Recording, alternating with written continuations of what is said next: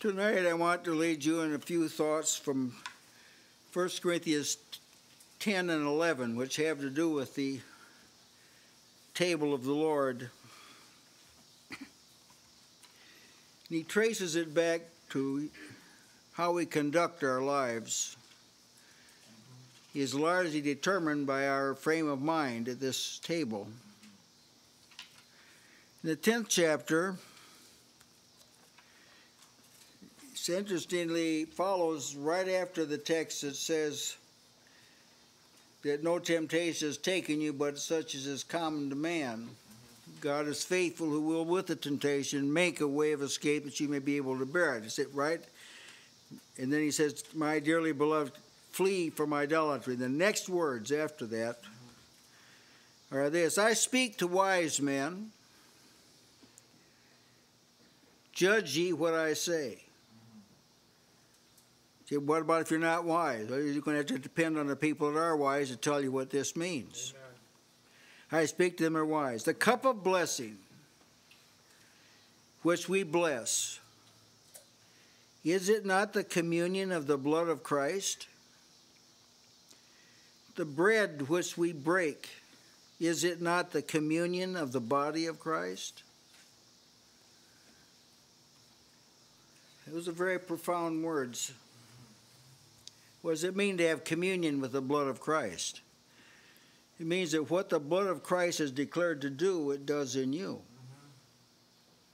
Cleanses from all sin, makes peace, reconciles to God. There's a number of things that the Scriptures attribute to the blood of Christ. When you commune with the blood of Christ, you're participating in those benefits. Amen. And it's traced back to the cup of blessing. It's remarkable.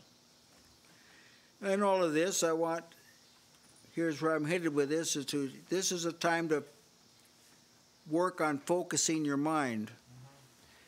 I can tell you that some of the strongest wayward thoughts I've had have been at this table.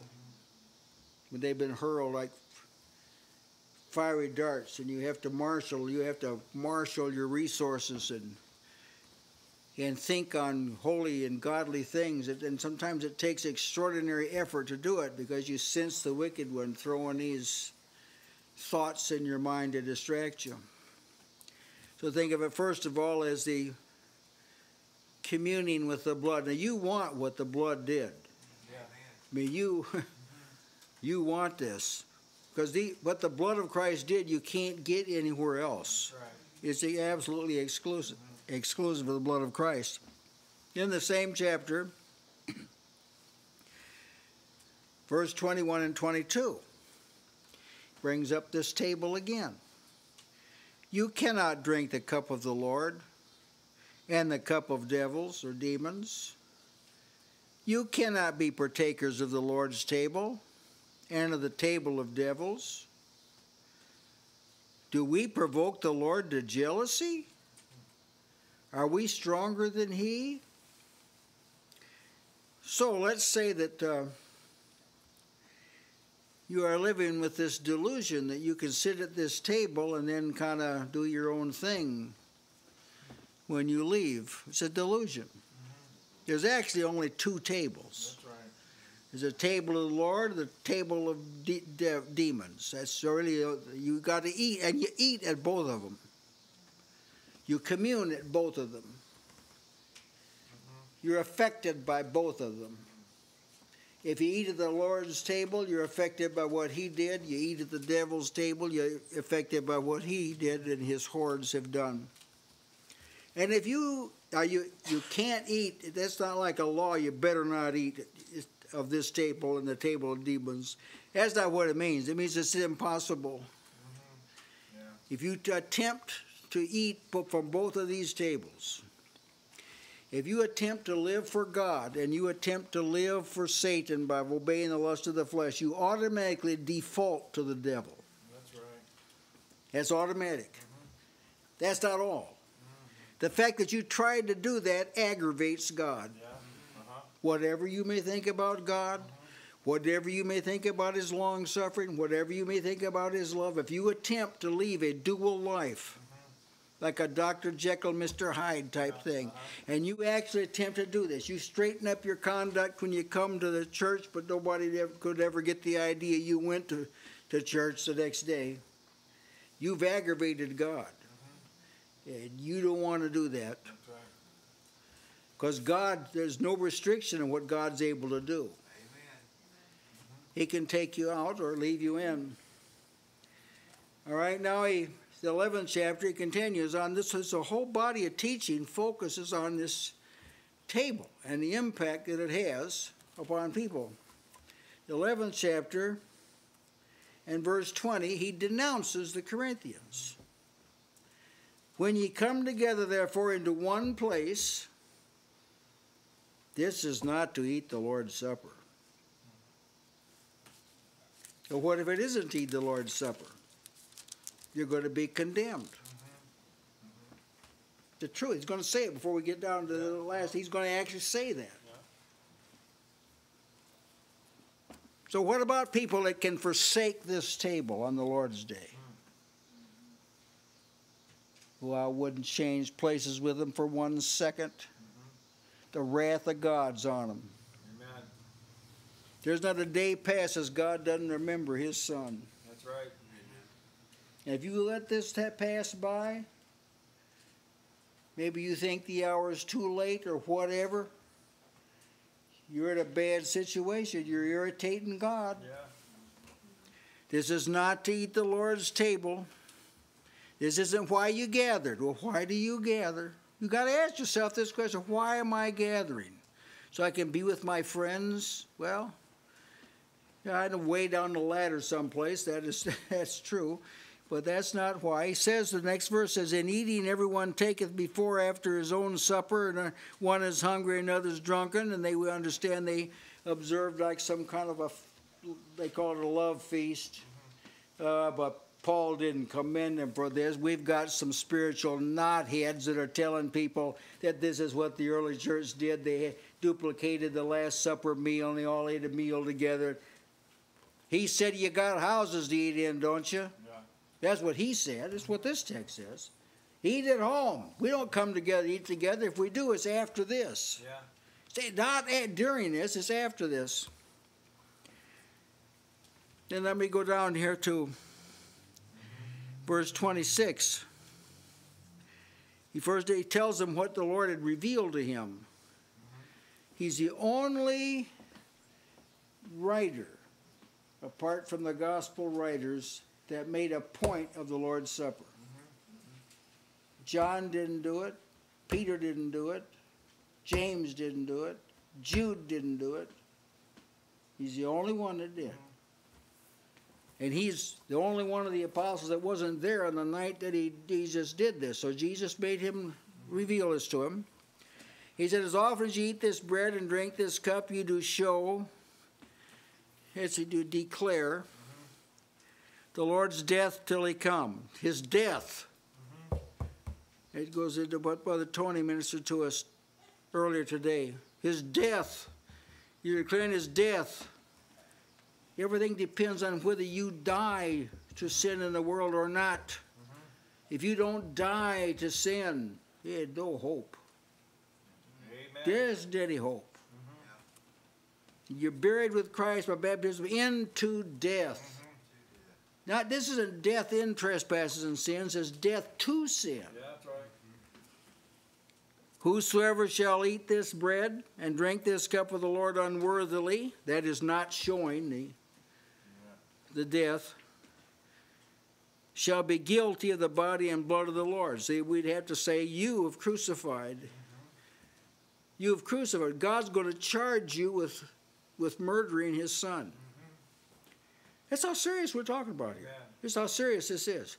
Whoever does unworthily, Jesus said it, remember me, remember that twice, remember me, remember me. Whoever doesn't do that, and I can tell you this very night, there'll be some thoughts that won't course through your mind. It won't have to do anything to do with remembering Jesus. You're going to have to do battle, cast him down. So someone will say, well, then I'm not going to take it. I'm sorry, you're not given that privilege. God didn't allow that for you. Just say, well, I'll just pass it by.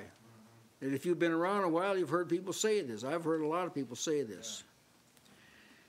But let a man examine himself. Here's what to do.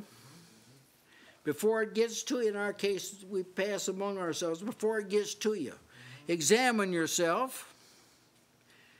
And so let him, in that state of examination, so let him eat the bread and drink the cup. So you're not allowed not to eat it and not to drink it. That's right.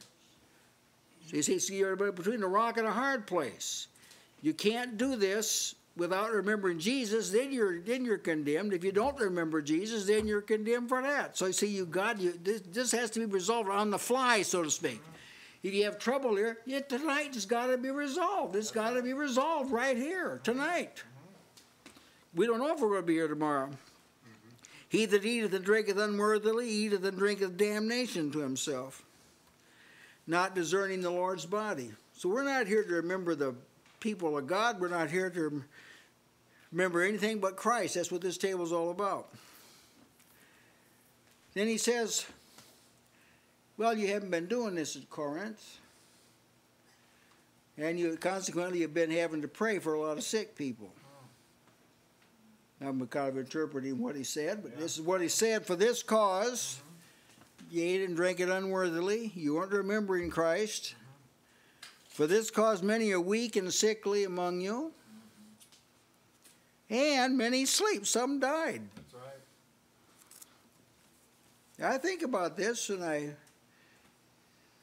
encounter people who are sick a lot. You can't be merciless in your judgment. I understand that, but this is something every person's got to consider. This. Well, how have I conducted myself at this table? But then he adds, if we judge ourselves now, we should not be judged. God won't hammer you if you remember Christ. But when we are judged, we are chastened. Yeah. And sometimes it can be with disease. What he said, some are sick, weak and sickly. Sometimes it's premature death. So he said, my brethren, when you come together to eat, tarry one for another. Yeah. I know it's fashionable in some churches that at your leisure you get up and walk to the back and take the Lord's Supper. This has kind of become fashionable. The devil made this fashionable. Tarry one for another. Do it together. That's what he's saying. Do it together. And if any man's hunger, Brother G's made a very salient point of this several times. There's not enough here to sustain the flesh. That's a very, very salient point. So the power here is not at what you're eating, it's what you're remembering. Yeah. That's the power. Let them eat at home. They come together, not under condemnation. So this is possible to gather around this table, and it accentuates you being condemned. This is possible. So when you eat of this table, you got to see the gravity of what you're doing here. Yeah. Anything that touches Jesus, anything, life and death's in the balance. Amen. You're not given the freedom to reject Christ. Yeah. In any sense, or to defer to someone other than Christ, or to put Christ in a secondary position, or to remember other things other than Christ at this table. You're not given that freedom at all. And of course, as Brother Robert has said tonight, and several of you have mentioned, that with the command comes the power to do this. So if he said, Jesus, remember me, and you take it seriously now, you can do this. As I say, it may involve a battle. You may have to purge some thoughts that kind of upset you, that they even come into your mind. I've had like visions of things. It wasn't words, it was pictures, the things I saw that I didn't want to see them. That was as fire as these poisonous darts. That's right. To turn your mind aside, because you'll sink just as surely as Peter did. You'll sink in the quagmire of life, just as surely as Peter did. So you may have to do battle, see, but the resources are here to do it. You begin with examining your